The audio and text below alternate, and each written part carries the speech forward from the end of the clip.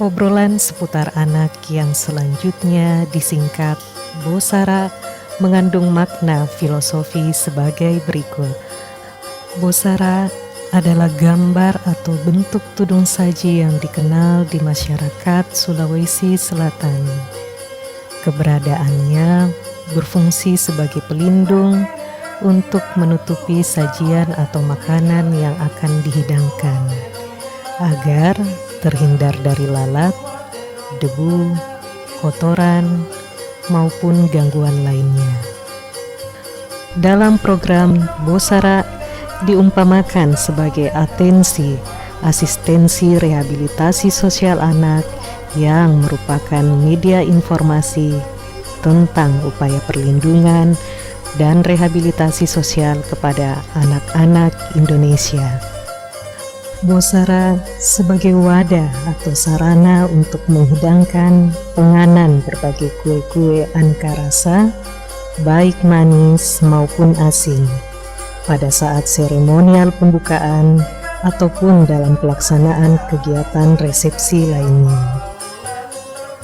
Kue-kue aneka rasa diibaratkan sebagai anak-anak Indonesia dengan berbagai karakter dan sikap yang ada pada dirinya, yang memerlukan perlindungan dan rehabilitasi sosial. Bosara berusaha memberikan perlindungan dan rehabilitasi sosial kepada anak-anak Indonesia yang mengalami pahit dan manis kehidupan, untuk menatap masa depan yang lebih cemerlang dan gemilang. BRS AMPK Todopuli di Makassar sebagai salah satu media pengembangan pendekatan residensial berupaya mewujudkan atensi dengan melakukan upaya komunikatif, informatif, dan edukatif kepada masyarakat luas tentang program perlindungan dan rehabilitasi sosial kepada anak melalui channel YouTube Balai Anak Todopuli di Makassar.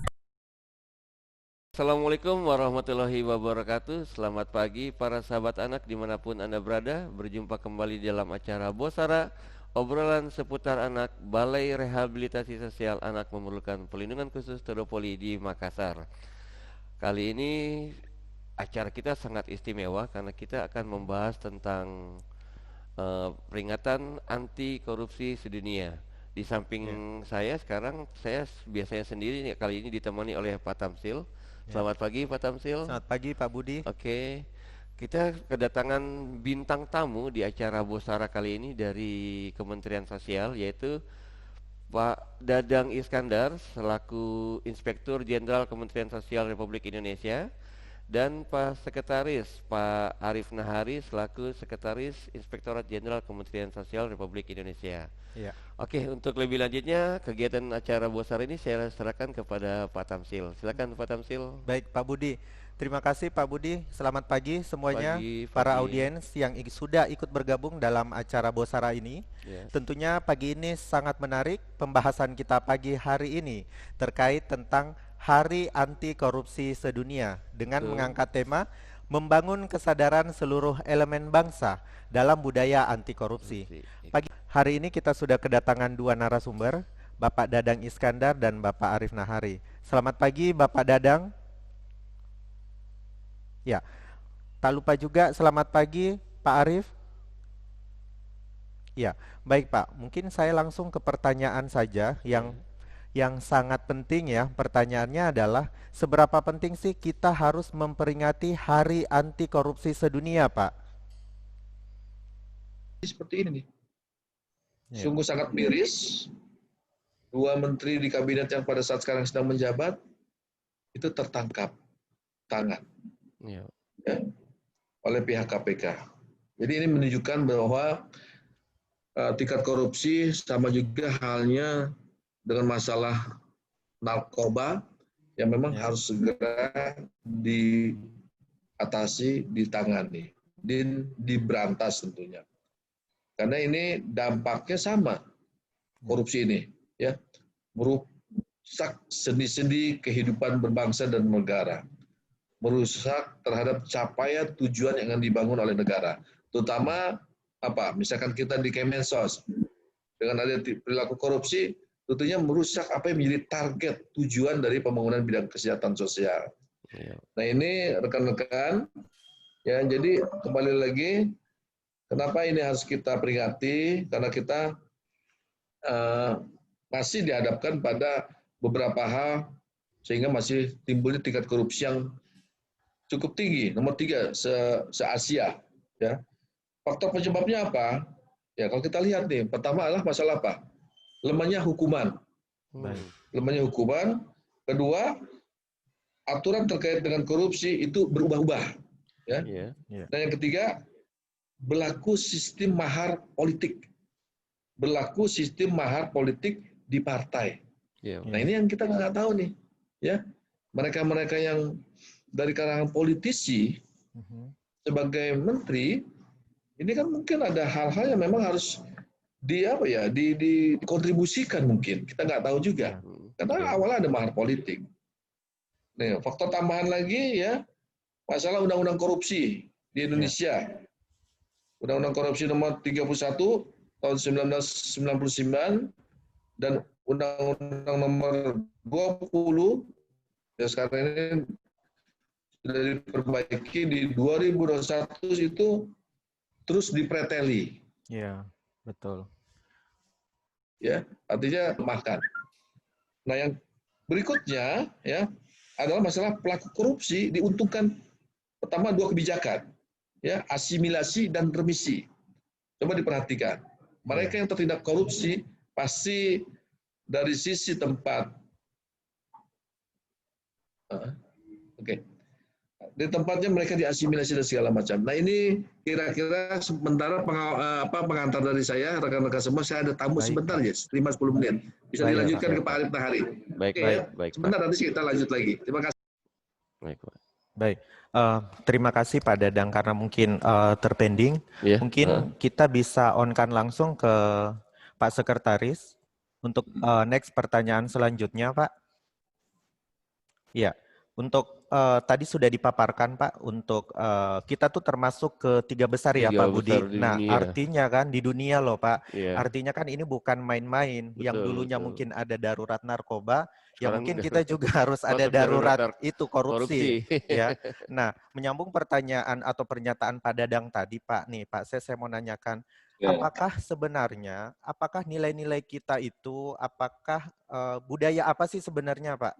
Budaya, seberapa penting sih kita menanamkan budaya anti korupsi itu? Apakah mulai dari sejak dini, usia pendidikan, apalagi kami kan bergerak di bidang anak nih Pak.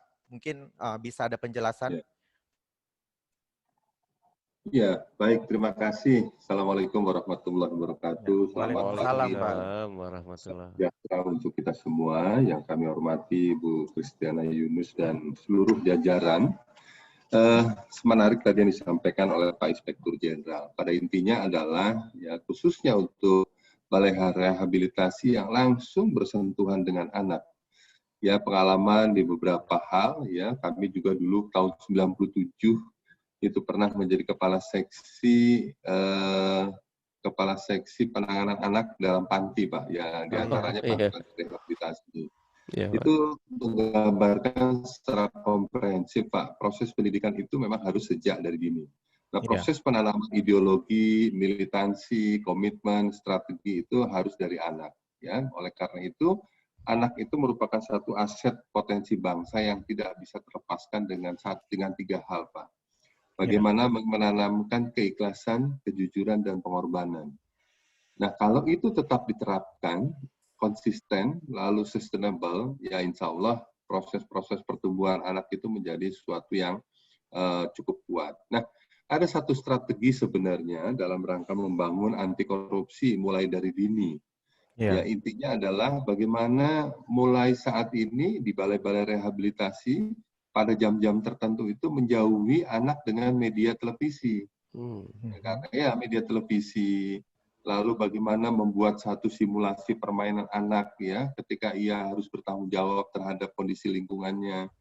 Ada beberapa hal yang sebenarnya punya potensi dalam diri anak. Tadi disebutkan oleh Pak Irjen terkait dengan risiko ketika menghadapi proses-proses.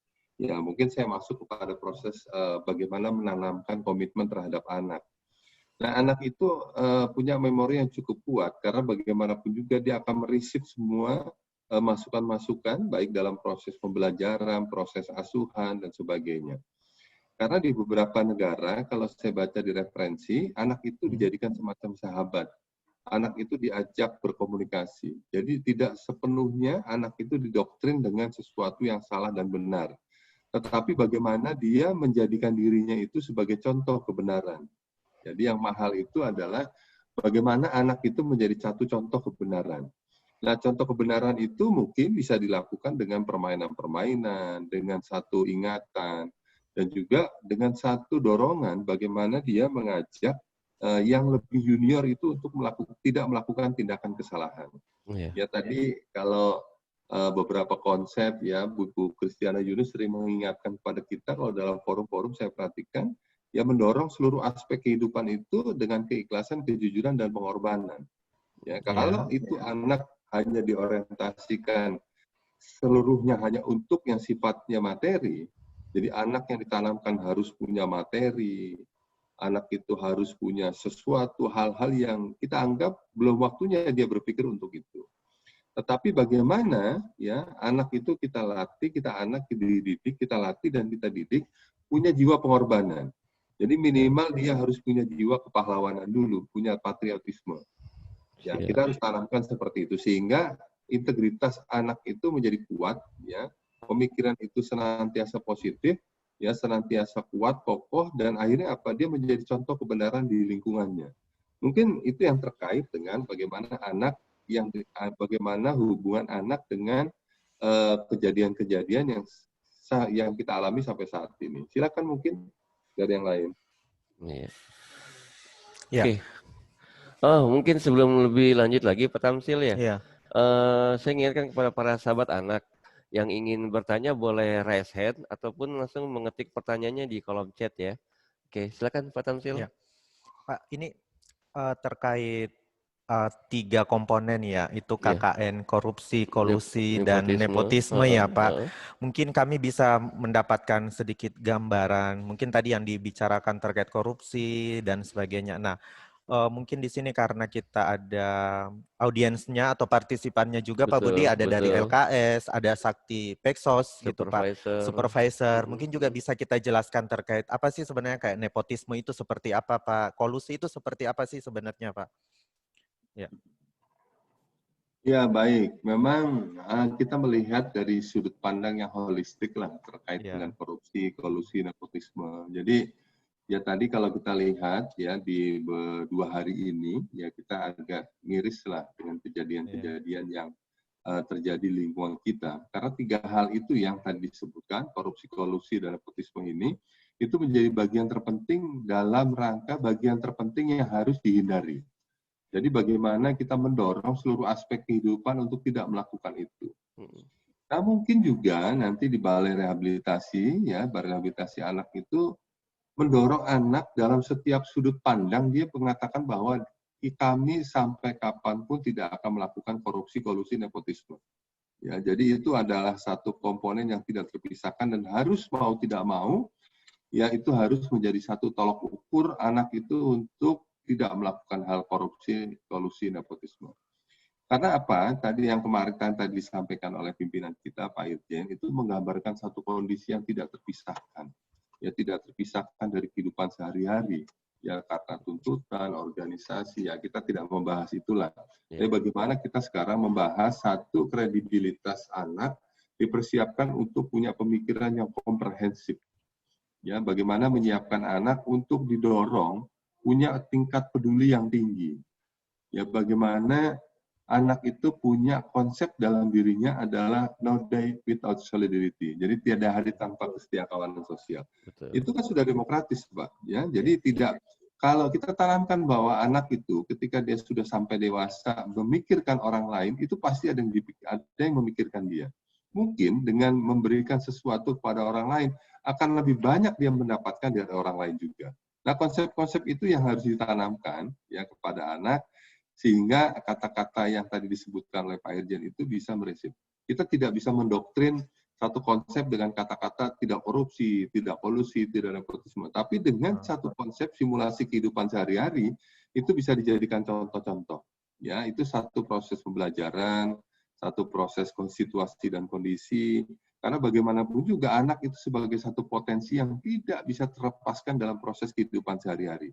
Jadi anak itu adalah potensi, anak itu adalah aset, ya dalam proses pertumbuhannya wajar kalau dia ada kesalahan, mungkin juga proses ketika dia hidup bersama keluarganya tidak mendapatkan perhatian, atau juga mungkin lingkungannya tidak sehat, atau juga lingkungannya dipengaruhi hal-hal yang negatif. Karena anak itu lebih cenderung dia memotret, lalu memindahkan memori itu, kejadian itu dalam memorinya.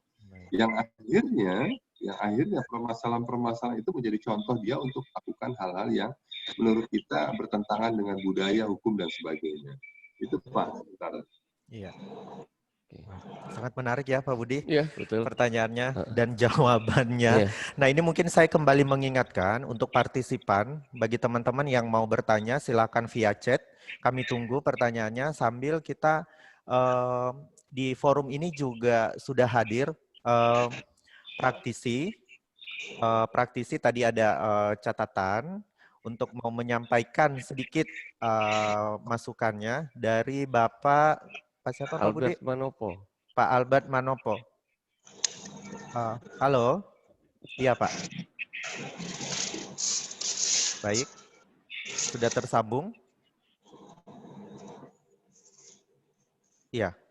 Sambil menunggu. Sambil menunggu nih Pak Sekretaris, izin nih Pak Sekretaris. Terkait tentang gratifikasi ya. Kan kami ini sering melakukan kegiatan penjangkauan, home visit, tentunya yang nantinya bertemu dengan orang-orang di luar ceritanya. Salah satunya adalah orang tua dari PPKS kami. Dan di situ tidak menutup kemungkinan oleh orang tuanya itu nanti sudah disiapkan seperti hidangan, segala sesuatunya, ceritanya makan, minum, dan lain-lainnya, Pak. Nah, pertanyaan saya apakah itu termasuk di dalam gratifikasi atau bukan? Gratifikasi, Sir. Kemudian kalau itu termasuk dalam gratifikasi, kira-kira langkah-langkah apa sebaiknya yang dilakukan oleh petugas kami, Pak? Mohon penjelasannya, Pak. Masih pikon itu. Baik, mungkin Pak Irjen terlebih dahulu. 15 menit lagi, San. Oh, silakan Pak Irjen. Boleh, Pak. Ini terkait dengan gratifikasi, Pak Irjen. Oke, terima kasih teman-teman semua. Terima kasih, ini satu pertemuan yang menarik bagi saya ya. Ini bagian dari rangkaian anti korupsi tentunya, dan satu hal rekan-rekan semua, pertama saya melihat punya komitmen untuk menyemarakkan terkait dengan perayaan anti korupsi. Tadi sudah saya jelaskan ya mengenai kenapa Hakordia ini dilakukan ya. Dan yang kedua terkait dengan anti korupsi itu sendiri. Jadi salah satu masalah korupsi itu sesuai dengan Undang-Undang Nomor 31 tahun 1999, Jungto itu di tahun nomor 20 tahun 2001 ya. Itu ada 30 jenis tindak pidana korupsi yang didasarkan yang dikelompokkan menjadi 7 bagian. Baik, Pak. Yang pertama itu terkait dengan kerugian keuangan negara. Yang kedua terkait dengan suap. Yang ketiga terkait dengan gratifikasi. Yang keempat terkait dengan penggelapan dalam jabatan, ya. Yang kelima terkait dengan pemerasan, dan keenam perbuatan curang, dan 7 konflik kepentingan dalam pengaduan. Rekan-rekan semua, tadi disinggung masalah gratifikasi. Ya, ini satu hal yang menarik yang mungkin saat sekarang ini kita sedang mendengar, melihat, menyaksikan ya apa yang terjadi. Salah satu aspek adalah masalah gratifikasi, hadiah. Nah, sebenarnya kayak apa sih hadiah itu yang diperbolehkan, hadiah yang tidak diperbolehkan? Misalnya saya mendengar rekan-rekan menyampaikan kalau pada saat ke rumah PM ya dihidangkan macam apa ya, dijamu lah ya, dijamu ya. Nah, itu tidak gratifikasi itu bukan. Nah, ini harus bisa dibedakan. Ya, gratifikasi dari sisi nilai, angka, pertama dari sisi hubungan kerja. Kita harus melihat bahwa apa yang dikatakan gratifikasi adalah mereka-mereka yang punya hubungan kerja di lingkungan lembaga tersebut, ya, terutama kita selaku aparatur sipil negara. Ya. Jadi hubungan kerjanya biasanya yang utama dari atas ke bawah. Iya, Pak. Ya, misalkan dari staf atau dari kasubag ke kepala balai, misalkan seperti itu. Apa yang diberikan? Dan dilihat dulu yang diberikan. Kalau misal jumlah uang, itu nilainya nggak boleh lebih dari 1 juta. Ya, kalau lebih dari 1 juta, pasti ini ada sesuatu hal nih. Biasanya kalau pemberian uang ini ya, misalkan Bu Kristina ya sedang melakukan satu hajatan, mungkin menikahkan putra putrinya. Nah, ada rekan-rekan kerja memberikan sumbangan berapa, misalkan 1.500.000, 2 juta sampai 5 juta. Nah, yang dipersyaratkan sesuai dengan Undang-Undang Nomor 20 Tahun 2001, ya, terkait dengan pemberian itu maksimal 1 juta. Baik. Jadi ingat 1 juta. Baik. Kalau 1.500.000 boleh diterima atau tidak? Boleh tetap diterima, tapi harus dilaporkan. Ya, dilaporkan kemana nih? Nah, sekarang kita sedang menggencar, ya, akan membuat UPG, Unit Pengendali Gratifikasi. Oh, UPG. Saya sedang mendorong di seluruh satker, baik di kantor pusat maupun di balai-balai, kita membentuk yang dinamakan Unit Pengendali Gratifikasi. Jadi nanti kalau ada rekan-rekan yang merasa ini gratifikasi tidak, dilaporkan pada tim UPG. Baik. Tim UPG ini ya di tingkat balai akan melaporkan di tingkat Direktorat Jenderalnya. Ya, nanti di tingkat Direktorat Jenderal Resos dibentuk juga tim UPG. Baik. Nanti kembali lagi dilaporkan kepada UPG, Unit Pengendali Gratifikasi yang ada di tingkat kementerian. Nah, dari tingkat kementerian inilah nanti akan melaporkan ke KPK. Tapi sebelumnya, biasanya kita sudah bisa menilai ini gratifikasi atau tidak sih, gitu ya. Iya. Tapi kalau pemberian uang tadi, kalau nilai di atas 1 juta, yang selebihnya itu ya wajib dilaporkan, dicatat, dan dilaporkan. Biasanya nanti kami melaporkan kepada KPK. Nah, yang sederhananya seperti itu. Iya, Pak.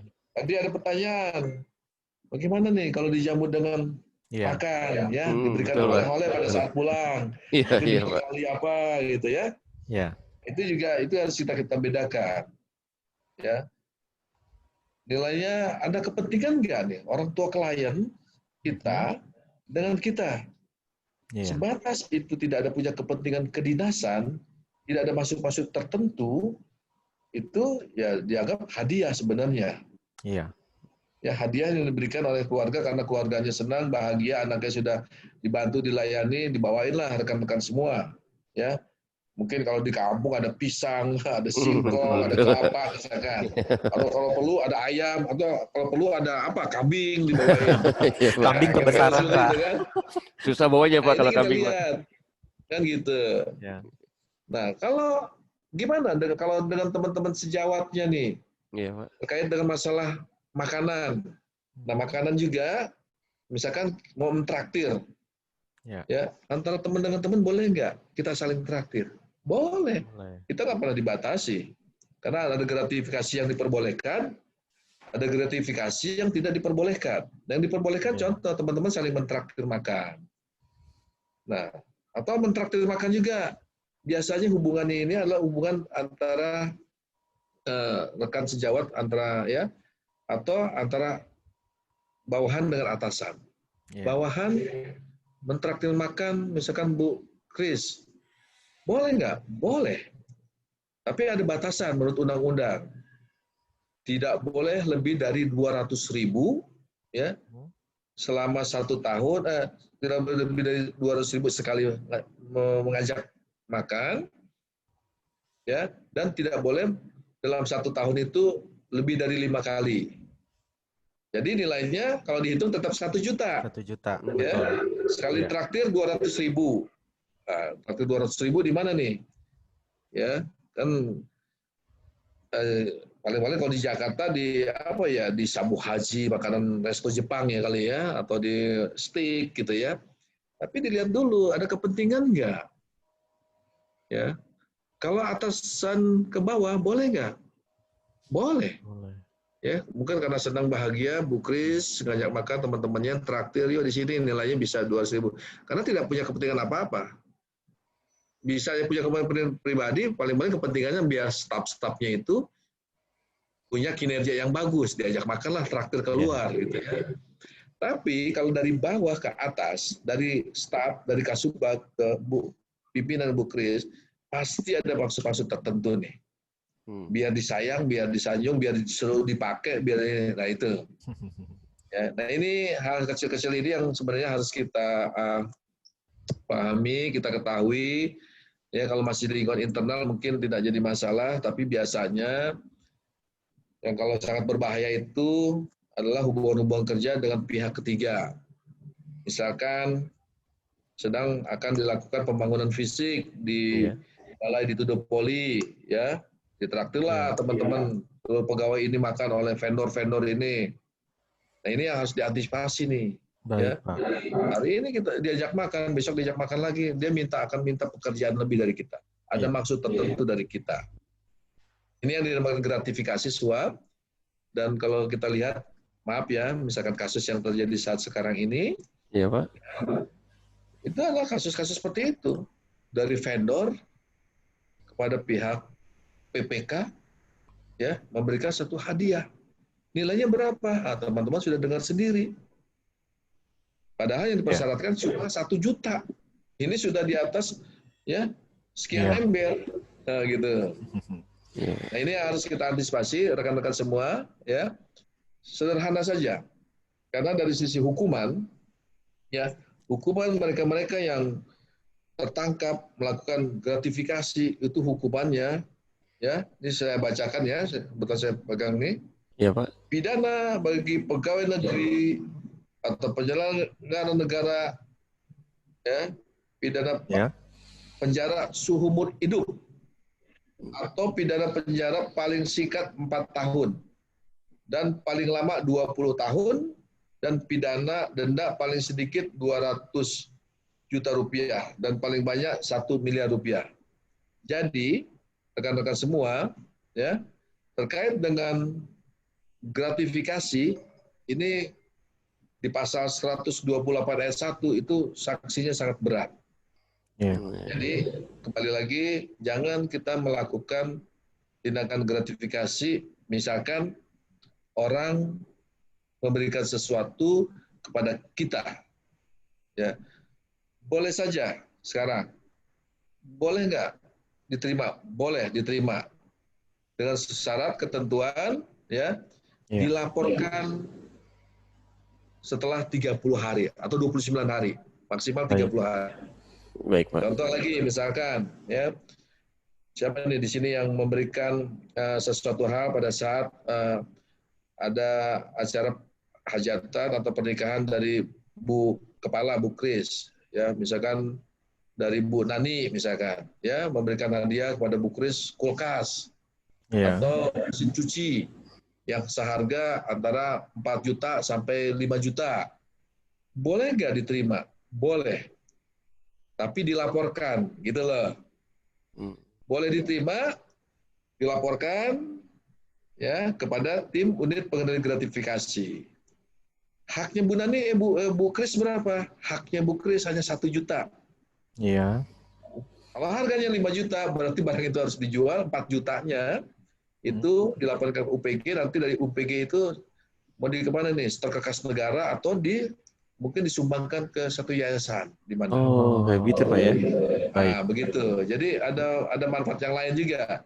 Iya. Kalau yang penting nanti dari tim UPG kementerian melaporkan pada tim UPG yang ada di KPK, ya, bahwa ada pemberian hadiah dari si A ke si B nilai sekian dan uang itu, ya, telah kami misalkan berikan sumbangkan ke panti asuhan, yayasan dan segala macam. Misalkan contoh kecil seperti itu. Nah, itu rekan-rekan semua, Ya, Ya.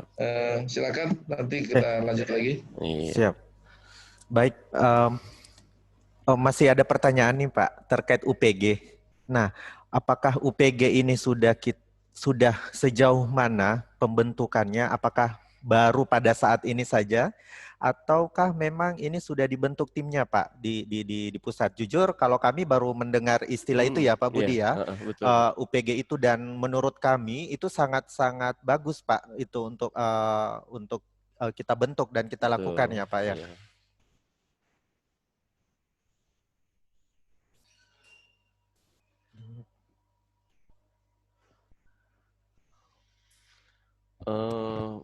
Host mungkin apa?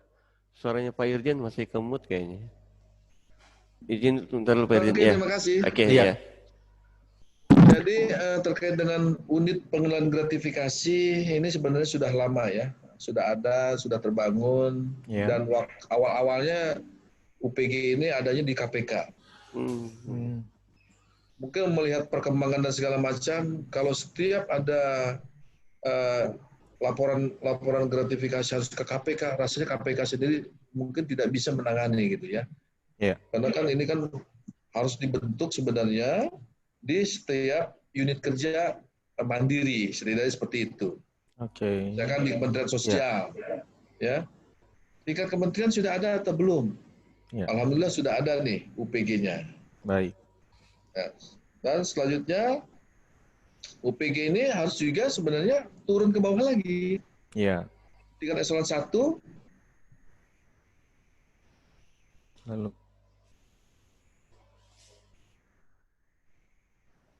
Oke, Bapak, saya minta Pak Menko, tapi ini gitu ya. Pertama UPG di Kemensos sudah ada, di tingkat 2, di tingkat Satker nanti Bu Kris ini harus dibentuk. Ya, tim kami nanti akan turun suatu saat, atau mungkin kita akan vikon dalam rangka pembentukan UPG yang ada di setiap balai-balai. Baik, Pak. Tugas kami nanti akan melakukan sosialisasi dan edukasi. Kedua, nanti akan melakukan pemetaan terhadap area rawan gratifikasi, ya. Ketiga, kami akan melakukan rencana tindak pengendalian untuk terhadap rawan-rawan gratifikasi tadi, ya, area rawan gratifikasi.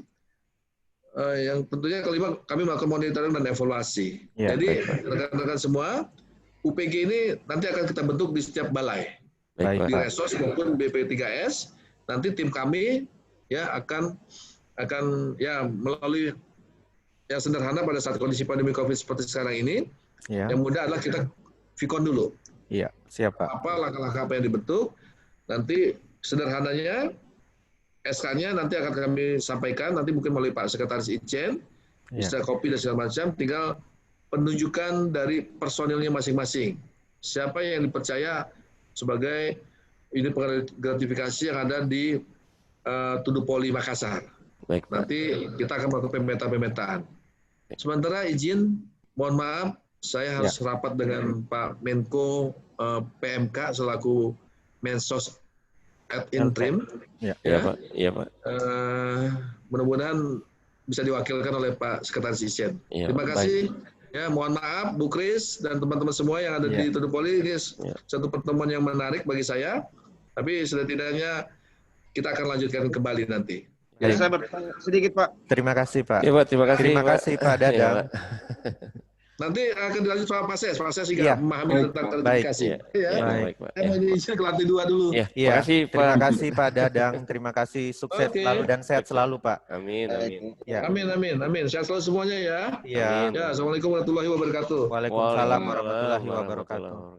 Sekali lagi kita mengumumkan ya Bapak Ibu, untuk yang ingin bertanya silahkan melalui forum chat. Nanti kami akan membacakan pertanyaan-pertanyaan yang Bapak Ibu lontarkan. Atau ingin resen juga boleh, kita live langsung, ditampilkan langsung, boleh juga.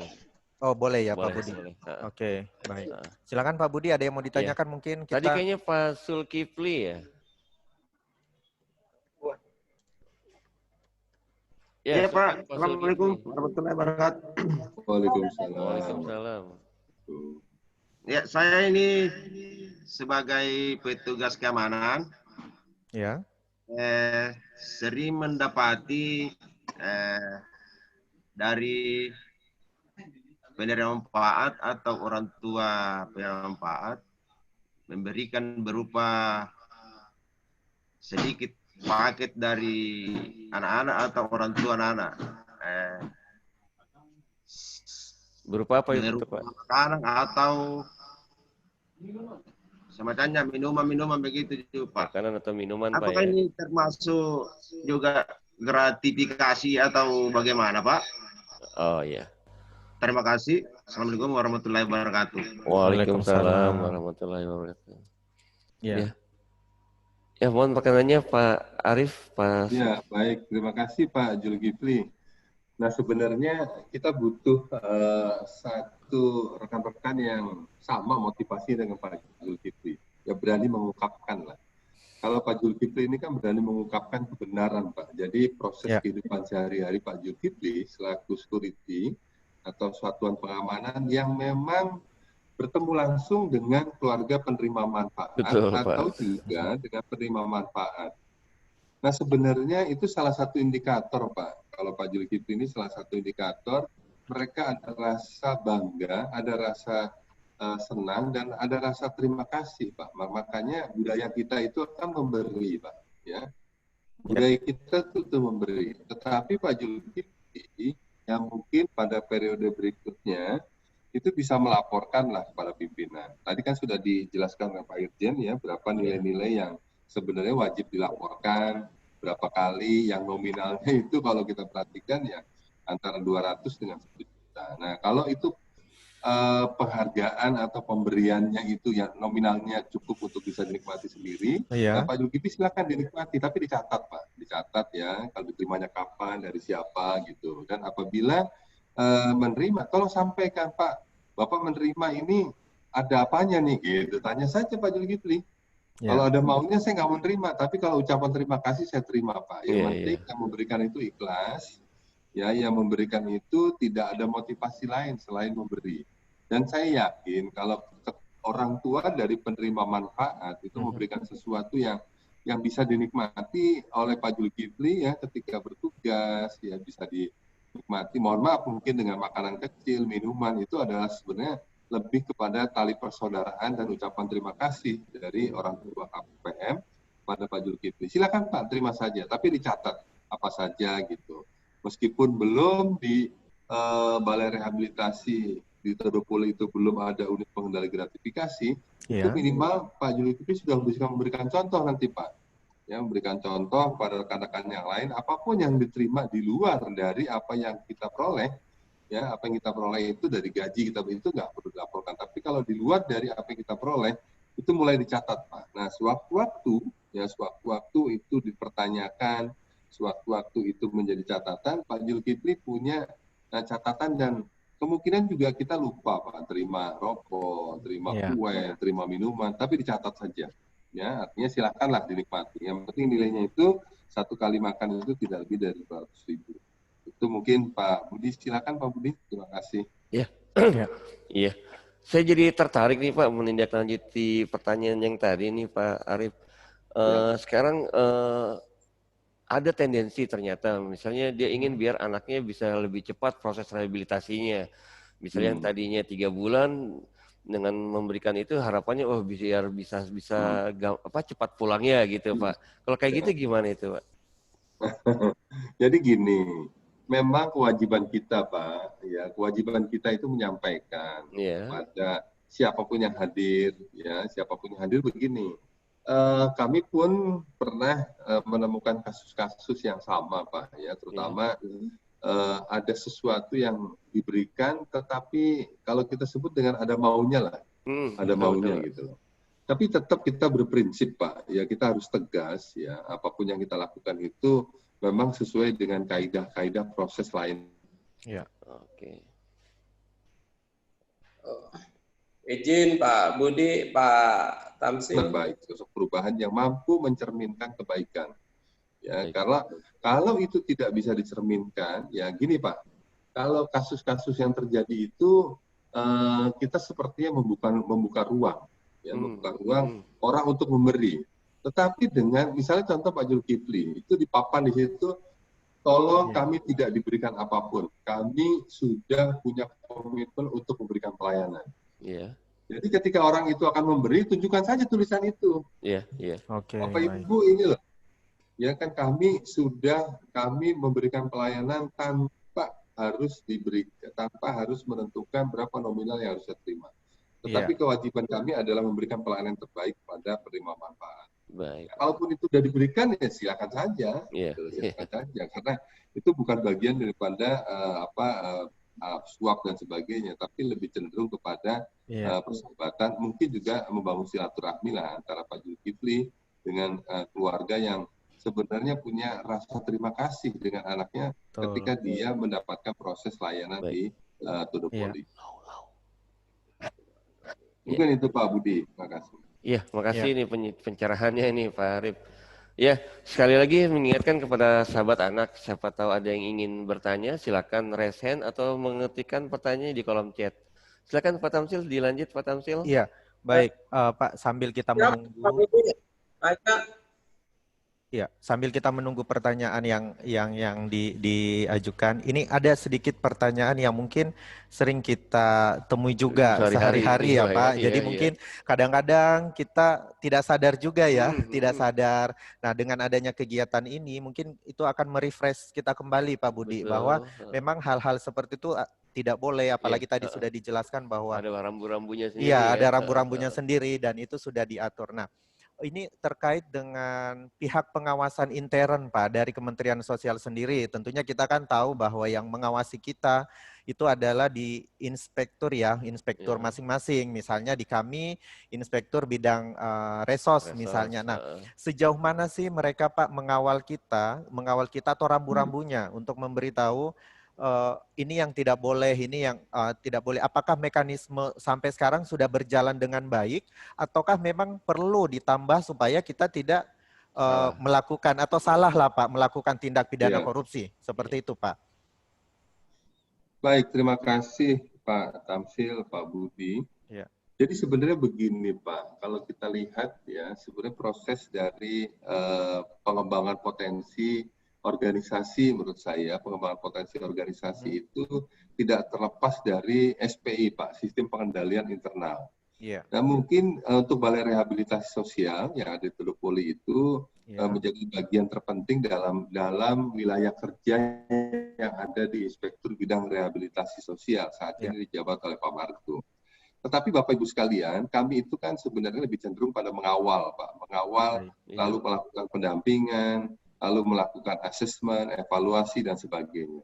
Nah, ini menjadi catatan kita. Tetapi yang paling dominan untuk lembaga atau balai-balai rehabilitasi di bawah Resos, itu bagaimana menciptakan sistem pengendalian internal. Ya, sistem pengendalian internal itu harus diartikan seluruh komponen yang terlibat dalam proses pelayanan, seluruh komponen yang terlibat dalam pemberian fasilitas kepada anak itu punya potensi untuk melakukan semacam pengendalian internal. Nah, pengendalian internal itu menjadi sesuatu yang paling penting ya. Karena bagaimanapun juga kami mungkin di Inspektorat Bidang Rehabilitasi Sosial kan hanya sekitar 20 sampai 30 orang. Tidak mungkin memberikan advokasi secara keseluruhan, secara komprehensif ya dengan teman-teman yang juga melaksanakan kegiatan di lembaga kesejahteraan sosial anak, karena ini kan menjadi satu kesatuan. Nah, oleh karena itu budaya mengendalikan diri, budaya dalam rangka mengadvokasi diri, itu menjadi bagian penting dalam rangka suksesnya proses rehabilitasi, baik itu yang di dalam institusi pemerintah, khususnya di Balai Rehabilitasi, atau juga ya pada kegiatan-kegiatan yang diselenggarakan oleh masyarakat melalui lembaga kesejahteraan sosial anak. Ya, baik itu dalam komponen pemerintah, komponen LKSA. Karena salah satu keberhasilan ya proses pelayanan itu tidak terlepas dari sistem pengendalian. Kalau sistem pengendalian itu bagus, saya melihat ya bagaimana progresnya itu akan menjadi satu trending topik. Ya, kalau prosesnya bagus, itu akan mencerminkan satu budaya bahwa kegiatan-kegiatan itu memang menimbulkan positif. Jadi positif thinking dari aspek layanan yang dilakukan oleh Todopoli. Itu Pak. Jadi kita tidak bisa melihat pengawasan itu dari sisi pengawasan yang dilakukan secara internal, tetapi bagaimana menciptakan pengawasan diri sendiri dulu. Iya, betul Pak. Ciptakan pengawasan kepada seluruh komponen yang ada dan bagaimana menciptakan pengawasan untuk saling peduli untuk tidak melakukan kesalahan. Mungkin sementara itu. Iya, baik. Terima kasih Pak. Nah ini sudah ada yang bertanya nih. Pak izin mungkin kita mau membacakan Pak Budi yang mungkin yang sesuai dengan tema kita ya Pak ya. Betul. Jadi Bapak Ibu mungkin bertanya sesuai dengan tema kita aja. Jadi kita akan membacakan sesuai dengan tema kita pada hari ini, yaitu tema nasional kita, saya ulangi sekali lagi Hakordia, yaitu membangun kesadaran seluruh elemen bangsa dalam budaya anti korupsi. Nah, silahkan Pak Budi. Ya, ini ada pertanyaan nih dari Norman Ilmi nih Pak. Bagaimana jika dalam proses penyaluran bansos ke depannya ada dana operasionalnya agar jelas berapa anggaran untuk PM dan berapa anggaran operasional teknis penyalurannya? Mohon penjelasannya ini Pak. Baik, terima kasih. Ini ada pertanyaan dari Pak Norman terkait dengan keterbukaan lah dalam pemberian atau penyaluran bansos. Jadi begini Pak. Proses pemberian bantuan, ya belanja pemerintah itu ada 4 Pak. Ya, pertama adalah belanja untuk mendukung operasional. Operasional itu saya katakan sebagai operasional perkantoran, gaji dan tunjangan lainnya itu merupakan belanja 51, pemeliharaan dan sebagainya. Yang kedua itu ada belanja namanya belanja barang. Yang ketiga adalah belanja 57 ya, 57 itu terkait dengan belanja bansos dan 53 itu terkait dengan belanja aset. Modal. Nah, Bapak Ibu sekalian, ya belanja modal. Nah, ada satu komponen yang tidak terpisahkan ya dalam proses-proses penyaluran bantuan. Ya mau tidak mau ya sebenarnya komponen pemberian bantuan itu harus diikuti antara belanja 52 dan 57. Karena unsur pendukung itu ada di belanja 52 yaitu belanja barang yang sebenarnya lebih mengarah kepada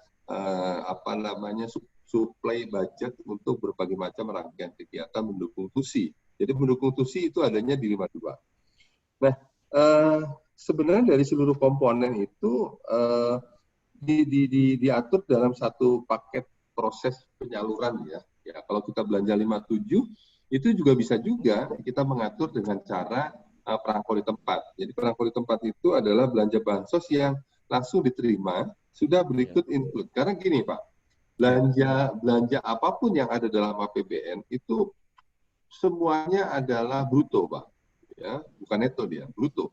Dalamnya tuh ada pajak apa dan sebagainya. Nah, oleh karena itu, khusus untuk belanja bansos, ya belanja bansos itu belanja yang harus diterima secara utuh oleh masyarakat penerima manfaat. Belanja 57. Nah, ada 2 hal tadi yang saya sampaikan. Ya, pertama memang idealnya itu belanja bansosnya utuh, tetapi ada belanja yang membiayai penyaluran, sehingga penerima manfaat itu dia langsung menerima. Ya, langsung menerima itu tidak diartikan mereka mengambil. Jadi proses transportasi atau yang dilakukan oleh transporter itu 2 hal Pak, sampai di titik distribusi atau di titik bagi. Dan memang idealnya untuk belanja 57 didukung oleh belanja 52 harus diikuti dengan biaya transporter yang sampai di titik bagi, bukan titik distribusi. Titik distribusi itu kecamatan, kelurahan, hingga orang berbondong-bondong untuk mengambil gitu. Nah sekarang kita kerjasama ya penyaluran bansos, bantuan sosial tunai bekerjasama dengan PT POS. Ini juga sedang kita evaluasi, artinya PT POS itu menggunakan belanja 52 dan diterimanya utuh sebesar 300.000 itu dengan belanja 57. Nah, itu dikenal dengan biaya salur dan sebagainya. Mungkin sementara itu, Pak. Baik, Pak. Terima kasih, Pak. Ya, semoga Pak Norman Ilmi sudah cukup jelas ya dengan pencerahan dari Pak Ses tadi. Ini ada pertanyaan berikutnya lagi nih Pak Tamsil nih dari Pak Sutimbul. Bertanya berkaitan dengan mitra kerja yang melakukan tindak pemungutan liar ini, Pak. Ini mungkin lebih dijelaskan lagi ya mungkin Pak Timbul ya mitra kerjanya ini. Apakah LKSA kah atau APH kah atau bagaimana nih Pak Timbul? Oke, siap Pak Budi. Barangkali saya lengkapi pertanyaan saya Pak Budi. Halo Pak Budi. Ya, silakan Pak Timbul. Ya. Kami ingin menanyakan kepada Pak Sekretaris berkaitan dengan mitra kerja. Sering sekali kami mendapat kunjungan atau kedatangan keluarga klien atau keluarga PPKS yang anaknya dirujuk ke BRS AMPK Todopoli. Kadang mereka komplain karena merasa telah memberikan sesuatu kepada mitra kerja kita. Kita nggak perlu sebut. Nah, tetapi keluarga merasa bahwa kita sudah bayar kok, anak saya masih ditahan. Dianggapnya seperti itu. Nah, menghadapi hal yang seperti itu, kami mohon untuk penjelasan berkaitan dengan langkah-langkah kami berkaitan dengan tindak pidana korupsi, kolusi, nepotisme. Kami mohon penjelasannya dari Pak Sekretaris. Ya. Baik, terima kasih Pak Sutimbul. Memang kasus ini hampir semua terjadi Pak di beberapa unit-unit layanan Pak, ya tidak hanya mungkin di Kementerian Sosial. Saya karena koordinasi dengan beberapa rekan-rekan yang memberikan pelayanan, ada beberapa oknum yang memanfaatkan seolah-olah dia paling punya potensi untuk mengakses. Mungkin juga dengan Pak Sutimbul pengalaman lah, ya bagaimana seseorang itu memberikan akses untuk mendapatkan layanan di Balai Rehabilitasi Sosial, khususnya untuk anak yang memerlukan jadi gini, ada hal-hal yang memang harus punya punya tendensi kita untuk menyampaikan kepada pihak keluarga PPKS, pemerlu pelayanan kesehatan sosial. Jadi sampaikan saja bahwa sejak awal mungkin Pak Sutimbul harus berani menyampaikan kepada orang tua PPKS bahwa prosedur yang dilakukan adalah ini 1, 2 dan seterusnya. Yang kedua, bahwa kami itu memberikan pelayanan secara gratis atau free. Apabila ada sesuatu yang merasa dirugikan dengan satu proses transformasi dari pihak luar masuk ke dalam balai rehabilitasi, silakan yang bersangkutan itu melaporkan kepada aparat penegak hukum. Karena ini harus harus ada ketegasan Pak. Kalau tidak seolah-olah balai rehabilitasi itu sudah menentukan berapa nilai yang harus dikeluarkan ketika anak itu akan menerima layanan di Todopoli.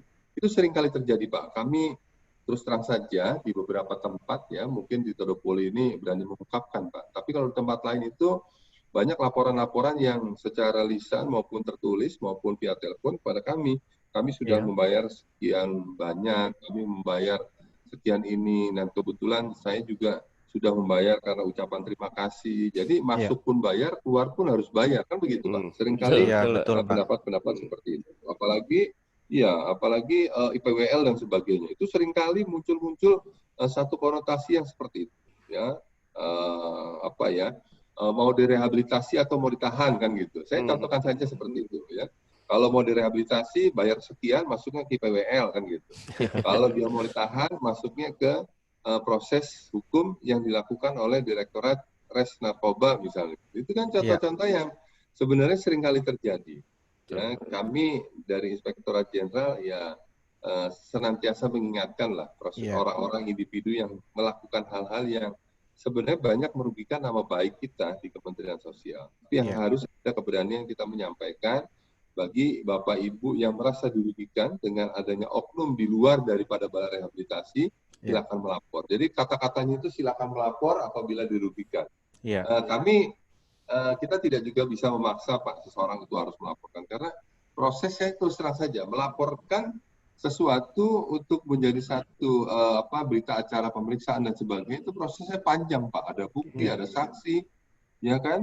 Ada juga keterangan-keterangan yang lain. Akhirnya siapapun yang terlibat dengan kasus-kasus hukum itu merasa tidak nyaman dan akhirnya merasa malas Pak. Ya sudahlah, ikhlasin saja lah daripada kita lakukan proses-proses hukum. Akhirnya juga malah jadi masalah. Gitu. Jadi masalah harus ada pemanggilan, harus ada sidang apa dan sebagainya. Nah ini yang seringkali kita juga menjadi miris ya. Orang melaporkan malah jadi lelah gitu Pak. Melaporkan jadi lelah. Berkali-kali lapor, dipanggil saksinya dan seterusnya. Dan ini yang harus sampai saat ini juga ya kita harus berani menyampaikan hal-hal itu kepada masyarakat, atau mungkin juga Pak Sutimbul ketika melakukan sosialisasi di beberapa daerah, kami memberikan layanan secara free, gratis, ya gitu aja mungkin Pak. Ya mungkin Pak Sutimbul itu. Oke, iya, saya jadi tertarik juga nih Pak Ses dengan penjelasan Bapak tadi terkait tentang keberanian ya, butuh keberanian untuk melapor. Pertanyaan saya, apakah orang yang akan melapor suatu terjadian tindak pidana korupsi bisa diikutkan di dalam program pelindungan saksi korban seperti itu Pak? Karena kadang-kadang kan orang gini, dia mau melapor tapi takut, nanti saya diancam begini, terus nanti jati diri saya ketahuan. Nah kayak begitu-gitu tuh Pak, gimana ini Pak? Ya memang situasional Pak ya, kami juga menemukan beberapa kasus Pak ya, atau jangankan ini korban saja, korban itu tidak mau melaporkan Pak, apalagi saksi ya, saksi. Korbannya saja tidak mau melaporkan. Ya itulah kasus proses hukum yang ada di negara kita. Ya kita juga ya sudah mencoba mengingatkan beberapa hal yang teman-teman yang terlibat kasus hukum itu yang ada hanya keluhan Pak, begitu melaporkan ya kan harus ada saksi. Contoh lah, dia kehilangan laptop. Kalau kehilangan laptop nih Pak, dia sudah tahu Pak, dia sudah tangkap orangnya gitu.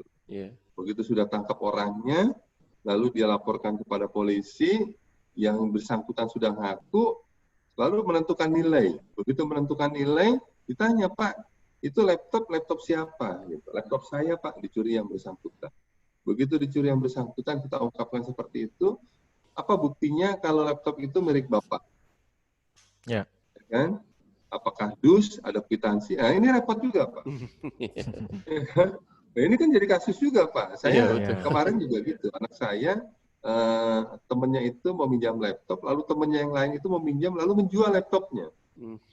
Lalu saya ambil, saya serahkan kepada pihak polisi, ke aparat penegak hukum.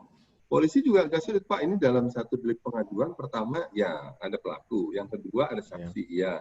Nah ini ada barang buktinya laptop, sudah dijual sama yang bersangkutan. Lalu yang bersangkutan mengatakan, ya Pak, barang itu sudah saya jual, saya mohon maaf. Nah proses hukum tetap atau tidak? Yang berikutnya adalah saya diminta untuk mencari dusnya. Nah kalau dusnya sudah dijual kemana? Atau sudah dibuang kemana? Kan nggak bisa juga.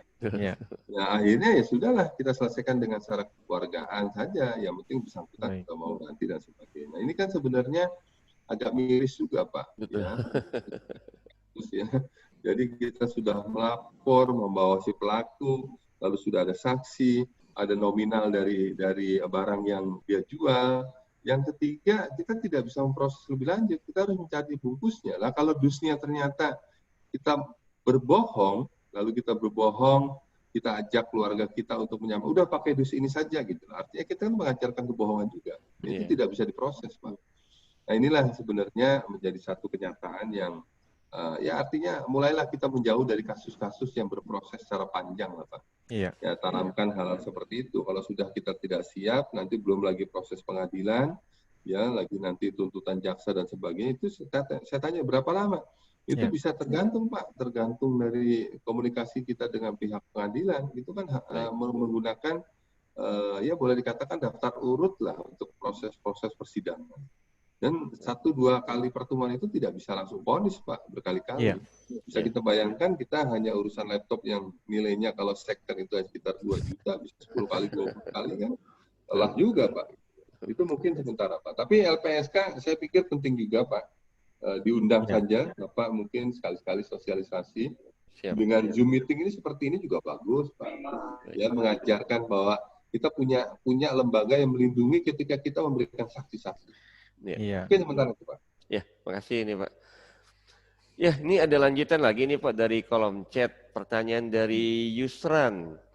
Bagaimana kiat dan cara membangun kesadaran pencegahan korupsi dalam lingkungan keluarga? Ini dalam keluarga dulu ini Pak. Terima kasih ini Pak. Baik Pak, memang dalam keluarga itu harus ada ketokohan. Ketokohan itu ibu dan bapak. Kalau itu ibu bapak setiap hari mengingatkan pada hal-hal yang kecil Pak, ya karena Korupsi itu hanya bisa dibangun dengan budaya anti korupsi, Pak. Betul. Nah, budaya anti korupsi itu harus ditanamkan sejak anak-anak, Pak. Ya, bagaimana dia hari ini mau melaporkan. Melaporkan tuh begini, apa yang dilakukan dengan uang jajannya gitu, apa yang dibeli dengan uang jajan, ya kan? Hasil ulangannya seperti apa, ya. Lalu hari ini bertemu dengan siapa saja, ya. Hari ini apa yang direncanakan untuk esok hari. Sebenarnya Pak, budaya anti korupsi itu berangkat dari penanaman nilai-nilai kejujuran, ya, nilai-nilai trust gitu dalam keluarga. Yang kedua, orang tua juga wajib memperlihatkan nilai-nilai kejujuran dalam berkomunikasi. Karena gini Pak, kejujuran itu akan dicontoh, ketidakjujuran juga akan menjadi contoh gitu. Dua-duanya kan menjadi contoh. Misalnya begini Pak, ini pengalaman kita kadang-kadang lupa ya, bilang kalau ada yang telepon saya lagi pergi gitu. Nah, itu kan contoh sepele Pak, ya kan? Nah, bilang aja nanti kalau ada yang datang ke sini saya lagi nggak ada gitu. Itu kan contoh. Contoh kepada anak untuk melakukan hal-hal yang nanti akan serupa dengan apa yang dicontohkan oleh orang tuanya. Oh ternyata kalau tidak cocok bilang saja lagi pergi. Oh ternyata kalau kita lagi ada keperluan, bilang saja nggak ada di rumah, padahal ada di rumah. Nah ini kan sebenarnya budaya-budaya seperti itu. Yang kedua, kita sendiri mulai mengajak. Jadi gini Pak, budaya kejujuran, saya seringkali mengingatkan rekan-rekan ya dalam forum-forum apapun, yang mulai meletakkan apapun berdekatan dengan keluarga. Contoh misalnya gini, kita menerima telepon, lalu kita keluar rumah, lalu kita menghindar, itu kan menimbulkan kecurigaan Pak. Betul, Tapi kalau telepon kita berbunyi, kita minta anak kita coba atau istri kita coba tolong telepon diterima dari siapa gitu. Itu kan sebenarnya nilai kejujuran Pak. Tapi kalau kita sudah menerima telepon, menerima panggilan melalui handphone, kita lalu lari ke dapur, lari ke kamar mandi, lari ke tempat sepi, lari ke tempat-tempat itu kan sebenarnya menimbulkan kecurigaan. Semua yang ada dalam lingkungan, anak akan curiga, istri akan curiga, siapapun akan curiga. Ya jangan-jangan terima telepon dari yang mana ini kan begitu Pak. Apalagi kalau sudah terima telepon terus keringetan Pak. Di AC tapi keringetan kan. Ini kan sebenarnya membangun tingkat kecurigaan yang tinggi terhadap yang. Nah, itu akan menjadi contoh. Anak itu bagaimana kita Pak? Anak itu bagaimana kita memberikan satu support knowledge dan skill.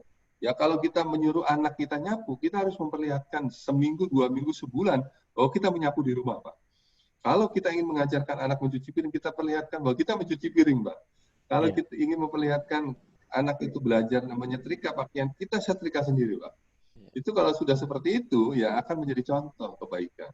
Membuang sampah, ya tidak merokok di depan anak, ya kan? Lalu cara makan, cara komunikasi. Tapi kalau kita mengajarkan ketidakbaikan, dia berkata-kata kasar kepada dalam lingkungan rumah, itu anak akan seperti itu. Karena anak itu kan memorinya kosong, Pak. Apa yang diterima sejak awal itu ada di lingkungan keluarga. Kalau dia ngomongnya kasar, dia akan kasar kepada orang lain. Ya, apalagi kalau kita mengatakan kata-kata yang tidak baik menurut saya, kata-kata kasar, dia akan mengasari orang lain atau adiknya, atau lingkungan yang ada di sekitar. Itu mungkin Pak Budi dan Pak.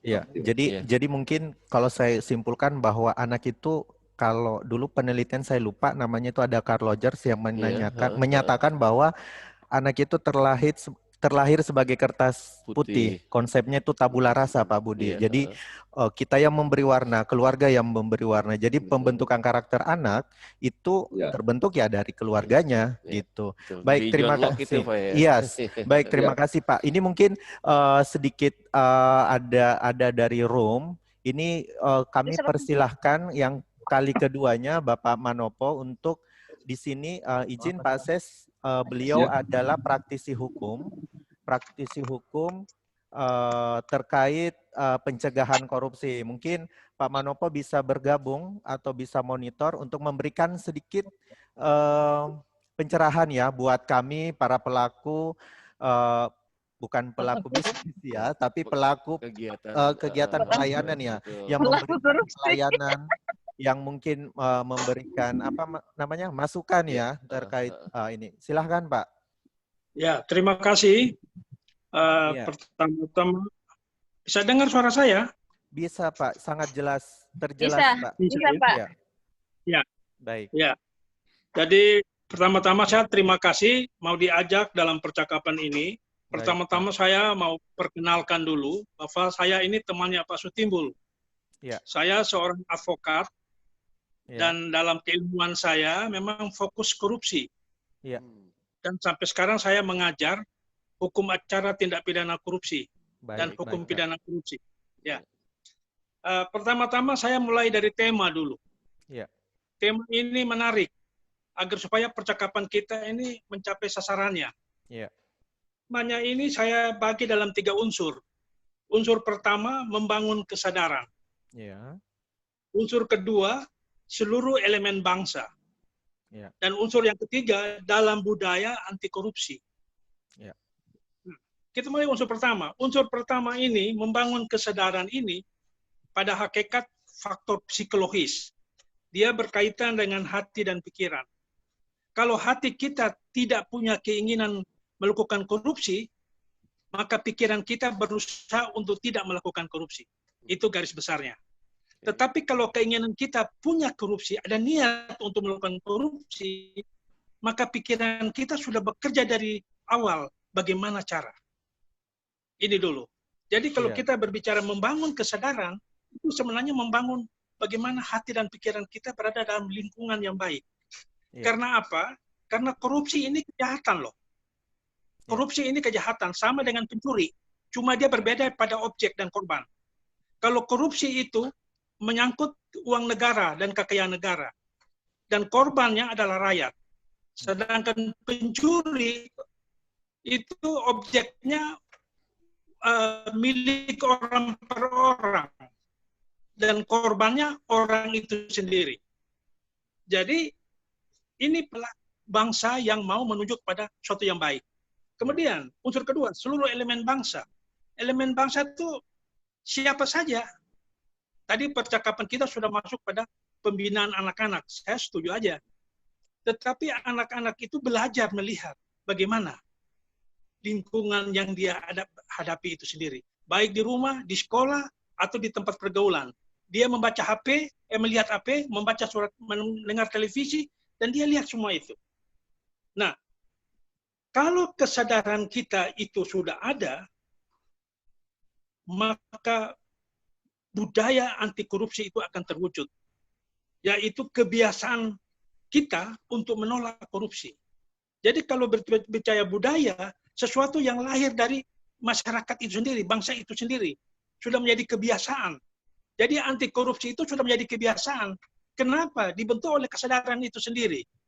Nah, dengan tema ini sebenarnya sangat bagus supaya kita menghadapi ke depan bagaimana memberantas korupsi itu. Paling tidak kita mencegah, jangan sampai muncul korupsi itu. Nah, saya mau katakan begini, Bapak-bapak dan Ibu-ibu sekalian, bahwa tidak segampang itu atau tidak segampang membalik tangan berbicara tentang pencegahan dan pemberantasan korupsi. Sepanjang kesadaran kita tidak ada. Ini penting sekali saya katakan. Karena saya menangani beberapa kasus korupsi. Dan saya menemukan hal-hal yang kadang-kadang pada penyidikan sampai ke pengadilan ada orang jadi korban. Nah, ini yang sangat disesalkan. Nah, umumnya korupsi itu terjadi dalam lingkungan pemerintahan. Orang-orang yang dalam pemerintahan yang menciptakan korupsi itu. Kan tidak mungkin orang lain ambil uang negara. Tidak mungkin orang lain yang menggunakan kekayaan negara. Hanya orang-orang yang punya kewenangan untuk itu. Nah, karena itu di sini sangat penting kita perhatikan. Seperti dikatakan tadi, bagaimana kesadaran kita semua. Karena perlu kita pahami bahwa objek tipikor yang saya katakan tadi, objek tindak pidana korupsi itu adalah kekayaan negara. Dia berupa barang, baik bergerak dengan tidak bergerak, dan berupa uang. Yang dikelola oleh pemerintah untuk kepentingan rakyat, yakni mewujudkan masyarakat adil dan makmur berdasarkan Pancasila sebagai cita-cita proklamasi. Itu dulu.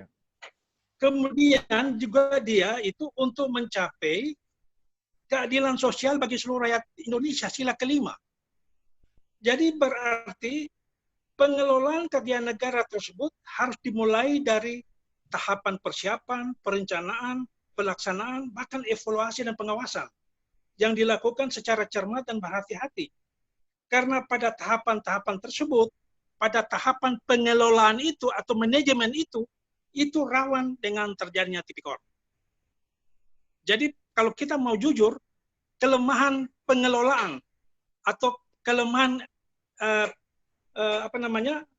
pengelolaan itulah yang memudahkan timbul tindak pidana korupsi. Nah, seperti yang katakan tadi, kalau kita berbicara perencanaan itu misalnya begini, apa persiapannya? Kemudian apa rencana kita dengan persiapan yang ada itu? Kemudian bagaimana pelaksanaannya? Rencana itu sudah kita susun dengan baik atau tidak? Apakah rencana itu sudah menutup kemungkinan celah akan terjadinya tindak pidana korupsi atau tidak? Kemudian siapa pelaksananya? Ini harus kita cermati baik-baik. Berbicara lagi, orang ini memiliki kesadaran atau tidak? Di sini kuncinya. Kemudian siapa yang mengevaluasi? Itu penting.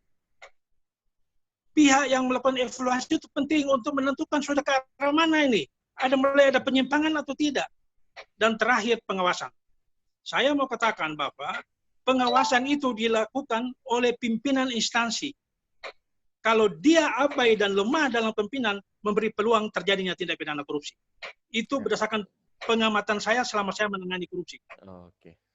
Nah, mungkin Ibu Bapak sekalian, seperti saya katakan tadi, korban tipikor itu rakyat. Korban tipikor itu rakyat. Sehingga bagaimana kita membuat rakyat ini sejahtera dengan cara menghindari tindak pidana korupsi itu sendiri. Karena tipikor itu sudah mulai pada awal pengelolaan. Sejak persiapan sebenarnya sudah muncul. Kalau yang ikut persiapan ini orang punya niat korupsi, sudah muncul di sini. Pada waktu mulai sudah muncul. Nah, sampai pada saat membuat rencana dan sebagainya, itu sudah muncul. Apalagi kalau pengawasnya itu abai, tidak mengawasi dengan sungguh-sungguh, sehingga terjadi tindak pidana korupsi, maka dia dikenakan pasal 56 KUHP. Jadi hati-hati, misalnya kepala dinas, bupati, gubernur, menteri, itu termasuk unsur pengawas loh. Ya. Nah, baik, Pak. Saya kira mungkin ini yang perlu saya sampaikan untuk supaya ke depan kita lebih berhati-hati bahwa korupsi itu sangat berbahaya. Betul. Siap, Pak. Sangat berbahaya. Dan dia sangat bertentangan, dia sebenarnya menciderai proklamasi kemerdekaan dan anti Pancasila. Terima kasih. Ya, terima kasih Pak Manopo pencerahannya ya. Poinnya adalah menciderai Pancasila ya. Oke, baik Pak. Terima kasih sekali lagi Pak Manopo. Pak, langsung. Ya, untuk kami kembalikan lagi ya. Karena durasi waktu. Karena durasi waktu ya, dan ada beberapa pertanyaan yang sudah dipertanyakan dan sudah dijawab juga. Apakah misalnya pertanyaan-pertanyaan apakah UPG, apalagi yang terkait UPG tadi Pak Ses ya, kita lagi menunggu pedoman-pedomannya nanti akan diturunkan di tingkat UK1, UK2 dan sampai ke UPT. Ke UPT kita. Itu ada beberapa pertanyaan lagi yang muncul dan tadi ada yang bertanya langsung nih ceritanya. Ya udah, kita kasih bisa bertanya langsung, Pak. Satu kali pertanyaan ya. Satu kali pertanyaan kita melakukan final statement, closing statement ke Pak Ses. Silahkan Ibu. Ibu dari mana? Silahkan. Ibu Muslihat. Saya Muslihat ya. Terima kasih. Ibu. Assalamualaikum warahmatullahi wabarakatuh. Ya. Saya dari Panti Asuhan Anugerah Aisyah Limbung. Ya. Ingin menanyakan pertama Pak, sebenarnya dari materi tadi adalah kenapa ada sekarang kita, dan ini sudah lama ada istilah perempuan anti korupsi. Dan saya tidak melihat bahwa ada slogan yang mengatakan laki-laki anti korupsi. Ini pertama. Iya. Oke. Menarik nih ya Bu ya. Saya padahal juga belum kita tahu. lihat, iya. Ya. Silahkan Bu. Ada kami aktif di perempuan anti korupsi Pak. Iya. Dan saya gelisah kenapa tidak ada laki-laki anti korupsi. Padahal ini kan banyak laki-laki yang ternyata dia berkorupsi. Kedua, mencermati tadi dari arahan Bapak yang terakhir, bahwa salah satu bentuk daripada pencegahan korupsi itu sendiri adanya pengawasan di pimpinan. Yang jadi masalah, bagaimana kalau pimpinannya sendiri yang korupsi? Lalu siapa yang mau mengawasi? Dan sebelumnya dikatakan bahwa tadi anak-anak ini itu adalah bagaimana supaya mereka tidak korupsi adalah bagaimana dari keteladanan keluarga itu sendiri, apakah bapak atau ibu dan anggota keluarga. Yang menjadi pertanyaan saya adalah bagaimana kan anak-anak bergaul di lingkungan, bagaimana dampak lingkungan itu tersendiri terhadap perkembangan anak, sehingga anak itu sendiri kadang secara kecil-kecil mereka sebenarnya sudah korupsi. Terima kasih, Pak. Assalamualaikum warahmatullahi wabarakatuh. Waalaikumsalam. Waalaikumsalam. Baik, kita langsung ke Pak Arif aja ya, Pak. Itu ada tiga poin ya, Pak. Ternyata ada perempuan anti korupsi ya, Pak ya. Saya juga aktivis ya. Aktivis perempuan anti korupsi. Aktivis perempuan anti korupsi. Ya, mungkin ada aktivis laki-laki yang ada ya, gitu. Gimana Pak untuk menanggapinya nih, Pak? Pertanyaan dari Ibu Muslihati. Ya. Baik. Muslihati. Baik, terima kasih. Yang awal, kalau saya mendengar yang disampaikan Pak Albert Manopo, itu kuliahnya 2 semester itu Pak. Iya, 2 semester Pak ya. Jadi luar biasa yang disampaikan Pak Albert Manopo. Kami juga mendapat satu, ya boleh dikatakan musibah lah Pak, kami di Kementerian Sosial. Ya tadi disampaikan oleh Bu Muslihati, bagaimana kalau pimpinan itu yang memang mendesain sesuatu untuk melakukan hal-hal yang seperti itu. Tadi saya sudah sebutkan. Nah ini saya bangga lah dengan Pak Manopo yang tadi bahwa korupsi itu merupakan kejahatan yang membahayakan. Memang kalau saya lihat ya kami ini dari birokrasi yang mungkin juga Pak Manopo sering mendampingi Pak melakukan pendampingan terhadap kasus-kasus ini memang luar biasa. Luar biasa kalau itu tidak dijadikan semacam budaya anti korupsi. Nah, kami sebenarnya berhasrat kalau Pak Manopo itu sering tampil di media Pak, ya sering tampil di media, sering tampil di di ruang publik terkait dengan warning. Ketika apapun yang dilakukan kaitannya dengan korupsi, itu akan mengancam dari sila kelima tadi, keadilan sosial bagi seluruh rakyat Indonesia. Nah, ini menjadi bagian terpenting yang dilakukan oleh kami di birokrasi. Nah, birokrasi itu kan sifat kerjanya berjenjang, Pak. Berjenjang dan seluruh komponen itu dengan mekanisme perintah. Sekali saja kita menerima perintah yang salah, itu pasti diterjemahkan dengan hal-hal yang salah. Tetapi ada juga orang yang mencoba tidak menerjemahkan itu dengan sesuatu yang salah. Dia tetap memberikan masukan. Ya tadi disampaikan oleh Pak Manopo ini terkait dengan kasus-kasus korupsi yang bagaimana membangun kesadaran itu sejak awal. Kalau sejak awal tidak dibangun kesadaran untuk tidak melakukan korupsi, dia pasti terbentuk karakternya. Tetapi kalau itu dibangun kesadaran menciptakan korupsi secara kolektif, nah itu yang paling bahaya sebenarnya. Ya ini yang kata-kata kunci tadi yang disampaikan Pak Manopo, 3 hal dimaksud. Nah khusus untuk Bu Muslihati ini contoh kebaikan Pak buat kita semua. Saya juga baru mendengar nih perempuan anti korupsi ya. Nah, ini juga mungkin menjadi contoh. Harusnya Ibu nanti kalau hadir ke Kementerian PPPA Bu, Pemberdayaan Perempuan dan Perlindungan Anak. Karena salah satu budaya membangun anti korupsi itu diawali dari pemberdayaan keluarga Bu. Jadi pemberdayaan perempuan dan perlindungan anak. Kalau gerakan emak-emak saja itu bisa membangun satu kekuatan kolektif, kenapa tidak gitu? Karena biasanya kita ya dari kaum bapak-bapak itu kan ya senang lah kalau dinasihati sama ibu-ibu gitu ya, ibu-ibu juga sering dinasihati gitu. The power of emak-emak ya Pak. Betul ya, jadi the power of emak-emak gitu. Iya. Itu menjadi bagian terpenting karena itu kuat juga Pak. Karena kalau itu dibangun semacam budaya sedemikian rupa sampai perempuan anti korupsi dan sebagainya, atau aliansi masyarakat atau aliansi perempuan anti korupsi, ini juga menjadi bagian terpenting Pak di dalam satu proses kehidupan. Ya itu ditanamkan mungkin nanti di balai rehabilitasi anak-anak perempuan itu punya motivasi untuk mengatakan mulai saat ini mari kita bangun budaya anti korupsi. Mari kita bangun komitmen untuk tidak melakukan hal-hal yang merugikan negara. Terus itu sistem doktrin seperti itu. Nah ini yang menjadi bagian terpenting dan terima kasih Pak Albert Manopo, ini kuliah yang luar biasa Pak. Dalam 15 menit ya itu bisa membangun satu mindset berpikir bahwa korupsi itu merupakan sesuatu yang harus dihindari. Korupsi itu harus korupsi itu mulai menjadi satu budaya yang dibangun untuk tidak melakukan korupsi. Jadi budaya anti korupsi itu menjadi satu bagian terpenting. Jadi 3 hal tadi yang disampaikan oleh Pak Manopo ini menjadi satu trending topik kami, Pak, mungkin nanti di kementerian kami yang mohon maaf saat ini juga mengalami permasalahan yang seperti yang disampaikan Pak Manopo tadi. Terima kasih Pak Manopo, kami butuh atensi dan support Pak Manopo. Ya, kami dari teman-teman Kementerian Sosial menyampaikan apresiasi karena 15 menit itu sudah bisa menggambarkan satu kondisi yang komprehensif. Iya, baik.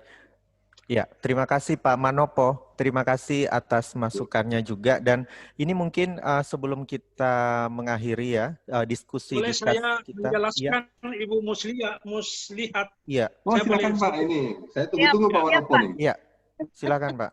Jadi begini, saya berterima kasih kalau ada wanita anti korupsi. SPAK, tapi Pak. saya SPAK jujur namanya, SPAK.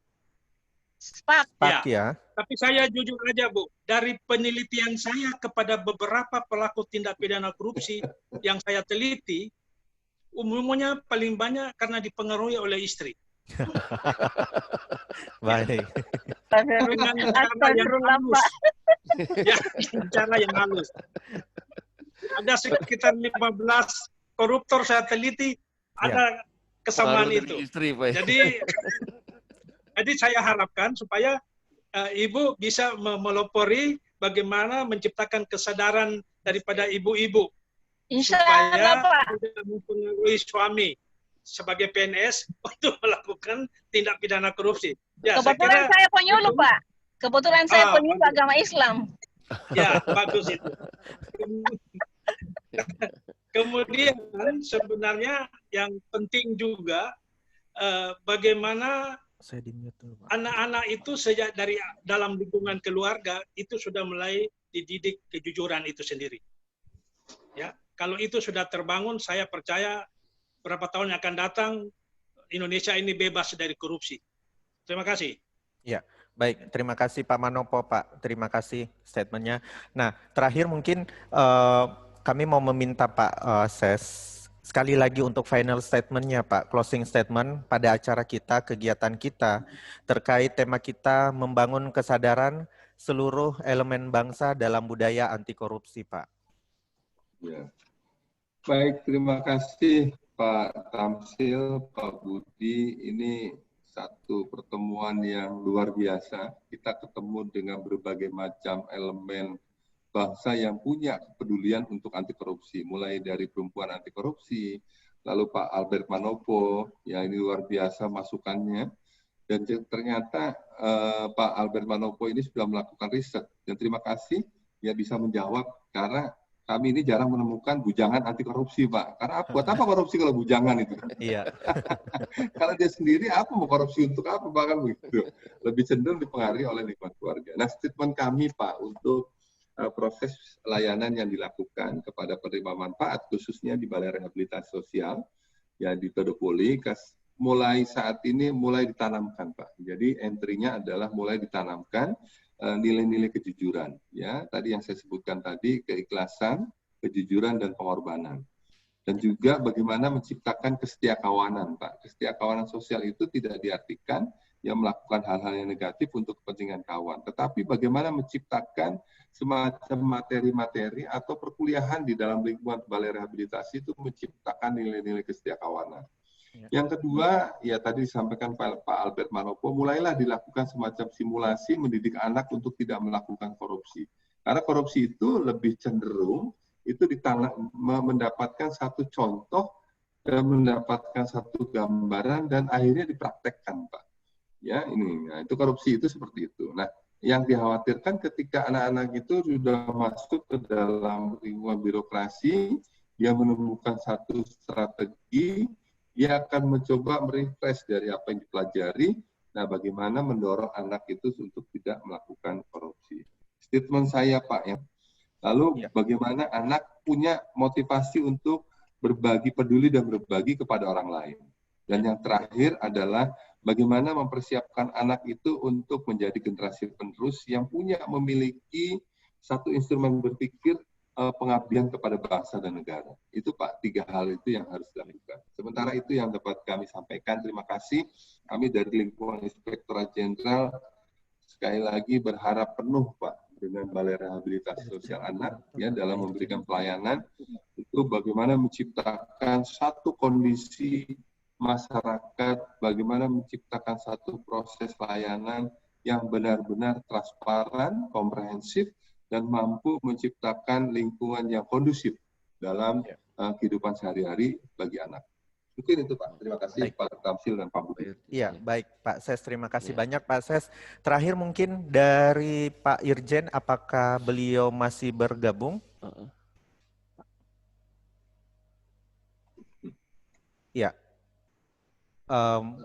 Mohon maaf Pak Tamsil, Pak Irjen kebetulan masih rapat dan tadi dipanggil oleh Bapak Menteri Sosial ad interim, yaitu Menteri Koordinator Bidang Pemberdayaan Manusia dan Kebudayaan. Pembangunan Manusia dan Kebudayaan. Siap.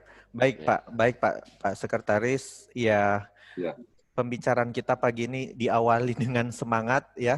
Kita tetap bersemangat ya, apapun yang terjadi gitu. Poinnya adalah yang kalau yang saya tangkap nih Pak Budi, pertama kita harus membangun kejujuran dulu.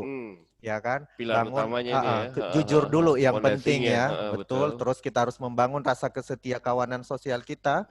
Ya, anak-anak itu dididik dari keluarganya yang menentukan sikap anak itu harus dilatih, kejujuran dan sebagainya itu dimulai dari keluarga. Ya. Mungkin seperti itu dari kami terkait tema kita hari ini. Yang terpenting adalah tetap bekerja dengan baik, dengan ikhlas dan tidak korupsi. Terima kasih Pak Budi, silahkan. Ya, makasih juga kepada Pak Irjen, Pak Sekretaris, Pak Albert Manopo juga nih, teman-teman sahabat anak yang telah menjadi peserta. Terima kasih. Terima kasih.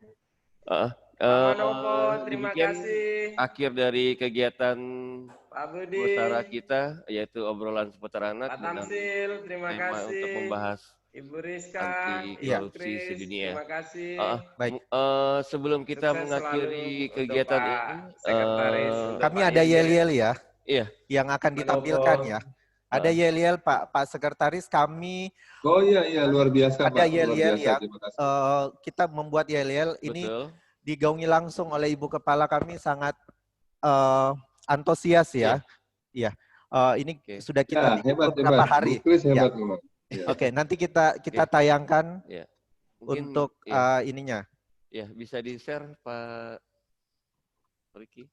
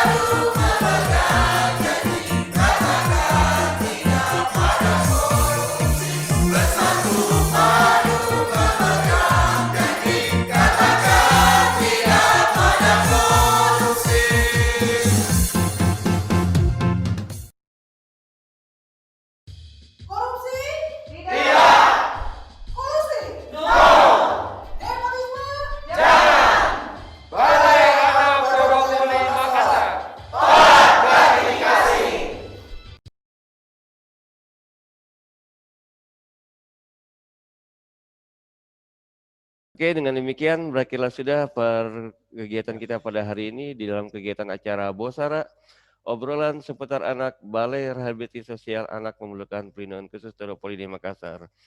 Jangan lupa tetap menjaga protokol kesehatan selama pandemi COVID-19 ini, dan jangan lupa salam atensi. Ya, salam. Terima kasih Pak Ya, Ses. terima kasih. Pak Terima Yurjen, kasih Pak Budi, terima kasih Pak Tamsil. sahabat anak Salam yang untuk hadir. semuanya, Bu Kris dan Pak Timbul. Terima kasih, terima kasih. Izin lab juga Pak. Ya Pak, ya Pak. Makasih Pak. Terima kasih.